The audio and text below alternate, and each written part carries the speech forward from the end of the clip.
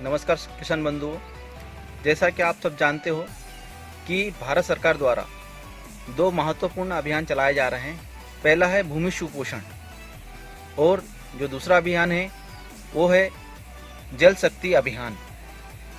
कृषि विज्ञान केंद्र गोविंद नगर के प्रक्षेत्र पर एक मॉडल तैयार किया गया है जिसके अंतर्गत भूमि सुपोषण एवं जल संरक्षण दोनों का कॉम्बिनेशन करके हम अपनी फसलों को जैविक तरीके से कर रहे हैं। आप हमारे प्रक्षेत्र पर देख रहे हो कि यहाँ पर हमने एक वेंचुरी लगाई हुई है। इस वेंचुरी के माध्यम से हम भूमि सुपोषण के लिए ये जो 200 लीटर का ड्रम है, इसमें हर एकड़ के ऊपर 200 लीटर गो कृपा अमृत एक सिंचाई के साथ और दूसरी सिंचाई के समय जीव अमृत 200 लीटर इसमें चलाते हैं।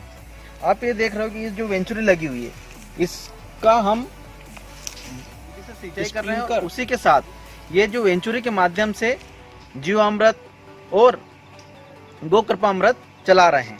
आप ये देख रहे हो इसमें जो वाल लगा हुआ है वो इस वाल को जब हम ये दो वाल हैं, इसके माध्यम से एक वाल से पानी आता है और जो ये दूसरा वाल है इसके माध्यम से जो गो कृपा अमृत है या जीव अमृत है वो हमारे खेतों में जाता है। इसकी जो सेटिंग है ये यहाँ से की जाती है, इस वाल के माध्यम से हम इसको सेट करते हैं। अभी आप यहाँ पे देख रहे हो इस वाल को जब हम 40 पर इसको सेट कर देंगे तो ये ड्रम से गो कृपा अमृत जाना प्रारंभ हो गया है। और जो सिंचाई चल रही है वह हम सिंचाई जो कर रहे हैं वह सिंचाई कर रहे हैं स्प्रिंकलर के माध्यम से, जिससे कि हमारी 50 से 60% पानी की बचत होती है। जब हम फ्लड इरिगेशन करते हैं तो उसमें पानी भी ज़्यादा लगता है जिसके कारण पानी वेस्ट होता है। और जो जल शक्ति अभियान है उसके अंतर्गत हम कैसे जल का संरक्षण कर सकते हैं, जल को कैसे बचा सकते हैं, तो उस हेतु हम अपने प्रक्षेत्र पर स्प्रिंकलर और रेन पाइप के माध्यम से सिंचाई कर रहे हैं, जिससे कि जल भी बच रहा है और साथ साथ भूमि भी सुपोषित हो रही है। और इसमें जो दोनों काम एक साथ हो रहे हैं तो इससे हमारी लागत भी बचेगी।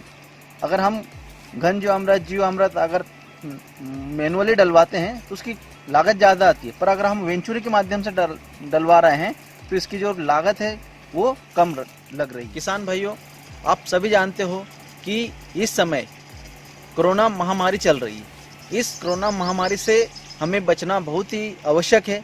आप सभी मास्क का उपयोग जरूर करें,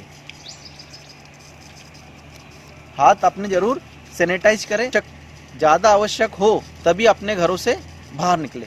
और आप सबसे निवेदन है कि जो 1 मई से टीकाकरण अभियान चल रहा है, आप सब लोग उस टीकाकरण अभियान के जो केंद्र हैं वहाँ पर जाके टीका जरूर करवाएं।